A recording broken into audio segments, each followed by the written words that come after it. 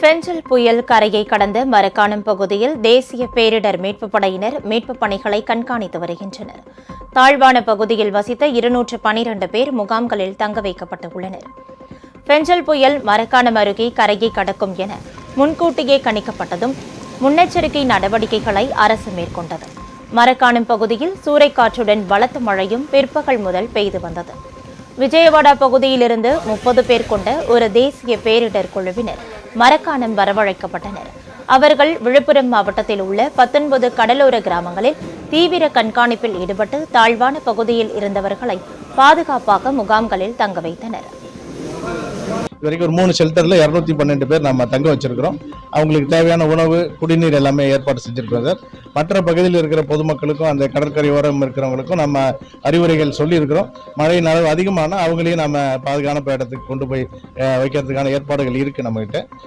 நம்மகிட்ட பார்த்தீங்கன்னா 12 multipurpose centres இருக்கு. அதில் 9500 பேர் தங்குற அளவுக்கான ஏற்பாடு இருக்கு. அது தவிர கூடுதலாக தேவைப்படும் போது அரசு ஸ்கூல் பில்டிங்ஸ் இருக்கு. அது ஒரு 22 பள்ளி கட்டடம் ஐடென்டிஃபை பண்ணி வச்சிருக்கோம். அதுக்கு அதிகமாக தேவைப்பட்ட கல்யாண மண்டபம் ஒரு 15 ஐடென்டிஃபை பண்ணியிருக்கோம் சார். அனைத்து மக்களுக்கும் மழையின் அளவு அதிகமாக இருந்தால் எல்லாருமே பாதுகாப்பு தங்க வைக்கிறதுக்கு ஏற்பாடு செஞ்சிருக்கோம் சார். நிவாரண முகாம்களில் தங்கியிருப்பவர்களை அமைச்சர் பொன்முடி நேரில் சந்தித்து அவர்களுக்கான அடிப்படை வசதிகள் குறித்து கேட்டறிந்தார். புயல் மழை வெள்ள பாதிப்புகளை தடுப்பதற்காக அரசு முன்னெச்சரிக்கை நடவடிக்கைகளை மேற்கொண்டிருப்பதாக அவர் சுட்டிக்காட்டினார். ஒவ்வொரு கடலோர கிராமங்களுக்கும் கூட மாவட்ட ஆட்சியர் அவர்கள் ஒவ்வொரு வட்டாட்சியரை, தாசில்தாரை அங்கங்கே அனுப்பி இந்த பணிகளை மேற்பார்வையிடுவதற்கு எல்லா ஏற்பாடுகளையும் செய்திருக்கிறார்கள்.